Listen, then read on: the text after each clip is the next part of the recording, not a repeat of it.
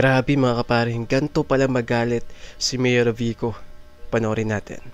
What's up sa inyong lahat? Bago po ang lahat, don't forget to like and subscribe. At ilang linggo na lamang po ay magsisimula na ang eleksyon.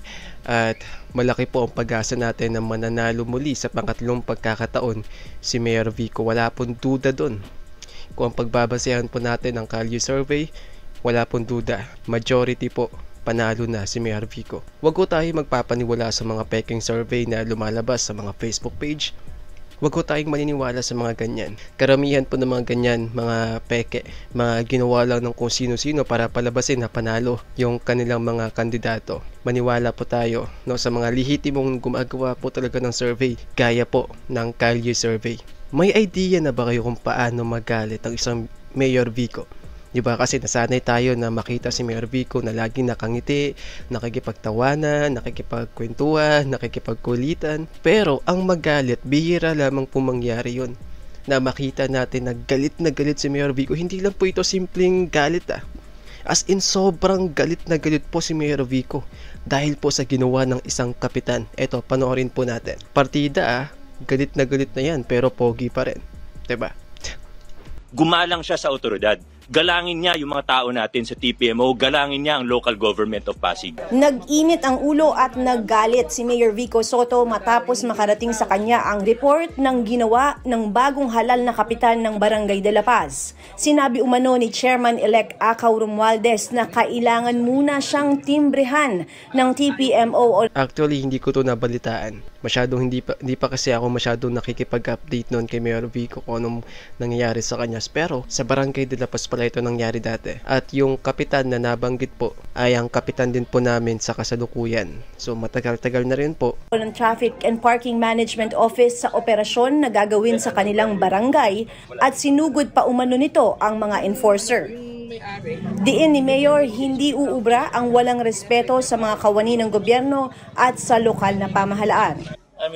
May kapitan, nandito tayo sa Barangay de la Paz. Unang araw pa lang na nag-assume office si Kapitan Acaw, ganyan na kaagad yung ginagawa. Biro mo nagsabi sa TPMO natin, sinabihan yung TPMO natin na pag mag-ooperate daw ang TPMO sa Barangay de la Paz, kailangan daw tumimbre muna sa kanya, kailangan daw mag-abiso sa kanya. Ang kapal naman ng mukha niyan, first day pa lang, ganyan na. Ano pa kaya pag tumagal-tagal to? Napakabastos, binabastos yung mga tao natin. Ako, mga tao natin, basta tama ang huli, sagot ko sila.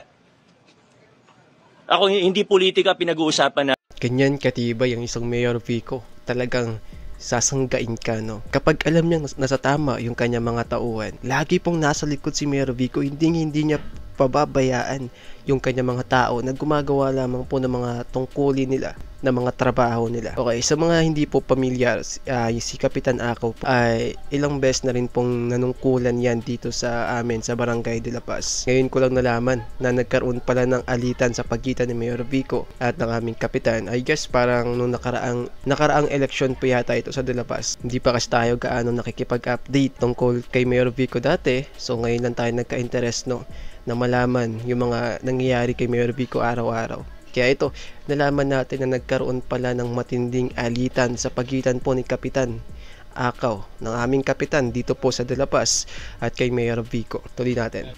Dito kung panalo siya, panalo, walang problema. Pero matuto siyang lumispeto. Gumalang siya sa otoridad.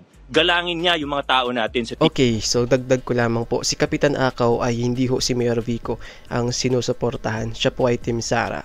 So malinaw na malinaw po, sila po ay hindi magkaalyado, hindi magkakampi. Pero wala yan, ilabas natin yan. Okay, tanggalin natin yan. Pag-usapan natin dito is yung ginawa daw po ng kapitan na hindi pagsunod o pagsuway po sa utos ni Mayor Vico. Diba? Kasi parang ang lumalabas daw ay kabastusan daw. Kasi kailangan pa daw humingi sa kanya ng abiso yung mga tauhan ni Mayor Vico pag gumagawa ng operasyon. So malinaw po, labas po ang politika dito. Ang pinag-uusapan po dito ay yung trabaho. TPMO, galangin niya ang local government of Pasig. Wala na nga, pinayagan na nga. Sinabi, sige, gusto mo talaga mag-assume office na ngayon. Pinayagan naman siya, hindi naman siya harangan Nakiusap kami, baka pwede, sabay-sabay na lahat. Narinig ko rin po ito dati, nung manalo yung kapitan. Parang ang balita ata dati is gusto na agad umupo. Sabi ni Mayor Vico, antayin kasi sabay-sabay daw. Parang ang pagkakaalam ko dapat sabay-sabay pong manunumpa lahat ng kapitan. 'Di ba? Sa bagong upo o sa halal na mayor po ng lungsod. So dapat sabay-sabay sila, 'di ba? Pero ang nangyari kasi dito parang gusto agad umupo ng kapitan. So parang pinapangunahan niya kaagad.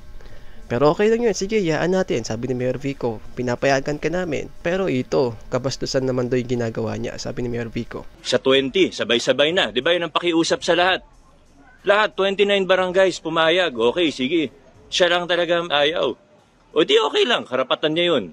Nasa loob siya ng batas. Pero, pagdating sa paggalang sa mga enforcers natin, sa mga otoridad, uniform personnel natin, na kinikilala ng batas na may otoridad na manghuli at mag-enforce ng batas trapiko, sumunod tayo. Sumunod tayo. Walang kapitan-kapitan. Tanungin niyo kahit sinong enforcers natin. Ilan ang enforcers natin? Ilan hundred? 600? More than 600 traffic enforcers sa buong ng Pasig. Magtanong po kayo kung tumawag kahit isang beses ang mayor para makiusap na wag hulihin si ganto, pakawalan si ganto, kahit isang beses. Tanongin nyo, isa-isahin nyo yung 600 plus enforcers natin. Kahit isang beses, wala akong tinawagan para pagbigyan ng isang tao. Ngayon, first day pa lang of office niya, may tatawag sa kanya, tapos sasabihin, dapat hindi hulihin yan. Anong klaseng tao yan? Anong klaseng opisyalis yan? Anong klaseng leader yan? Ang leader, dapat siyang unang sumusunod sa batas. Mali nga naman po talaga yon, 'di ba? Mali nga naman po talaga. Tama nga naman dapat kapag ikaw ay isang leader, kapag alam mo nagkamali, yung kakilala mo, dapat naman po talagang hulihin. So wala pong karapatan ng kahit sino na, yan yung sinasabi ni Mayor Vico dati na palakasan na dapat matanggal sa buong Pasig. So tama lang po. Yung ginagawa ni Mayor Vico na punain yung mga kapitan kapag nagkamali. Kaya po nito, ayaw ng kapitan na ipahuli, no? Kasi kakilala niya, maling-mali nga naman po talaga. Unang araw pa lang gumagawa na ng problema. Isipin mo, para sabihan yung enforcer natin na bawal manghuli kung walang permiso niya? Anong klase yan? Sinugod pa. Sinugod pa? Sinugod pa kayo? Pinuntahan po kami ron. Basta kayo, sagot ko kayo kasi tama ginagawa niyo. Sinugod pa yung mga enforcer natin. Sinugod pa. Ako marami akong naririnig, marami akong nababalitaan. Kahit campaign period, wala kayong narinig galing sa akin. Wala kayong narinig. Hindi ko siya siniraan. Wala akong sinabi. Dun sa mga nababalitaan ko, dun sa naririnig ko, mga abuse of authority, mga botante galing sa Rizal, kasi wala naman akong ebidensya. Pero ito, sinugod niya mga tao natin na tama ang ginagawa, ay hindi ako papayag ng ganyan. Unang araw pa lang niya, gumagawa na siya ng problema. Nakakahiya naman sa mga taga-Barangay de la Paz. Tayo ginagawa lang natin kung anong tingin natin ng tama, nasa loob tayo ng batas. Huwag ganyan. Okay, so first time po na magalit ng sobra si Mayor Vico ng ganito. Kasi nga naman po ang issue pinagbabawal ng kapitan. No, kailangan humingi daw muna ng permiso sa kanya, which is mali nga naman, 'di ba? Local government po ng Pasig ang nagbigay ng abiso sa mga tauhan nila para manghuli, para gawin yung mga trabaho nila. At walang karapatan ng kahit sino mang kapitan na pakialaman yun na pigilan sila sa ginagawa nila, 'di ba? Ginagawa lamang po nila yung kanilang mga trabaho. Kaya mali naman po talaga yung ginawa ng kapitan. Pero yun nga, again mga kaparing, labas po ang politika dito. Okay? Labas po ang politika dito. Ang issue po dito ay yung trabaho. Okay?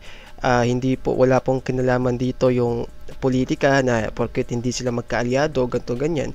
Wala po yun, labas po yun. Ang issue po dito ay yung ginawa nga daw po na pagsaway nung kapitan sa mga tauhan ni Mayor Vico, sa mga tauhan nga po, sa mga authority nga po na gumagawa lamang ng kanilang mga trabaho, which is pinagbabawal nga na manghuli o ng abiso sa kanya. So yun po yung problema doon. At doon nga po nagsimulang magalit si Mayor Vico na pasugod pa sa Barangay de la Paz mula sa kanyang opisina. So yun mga kaparing, bago tayo magtapos, don't forget to like and subscribe. Bye!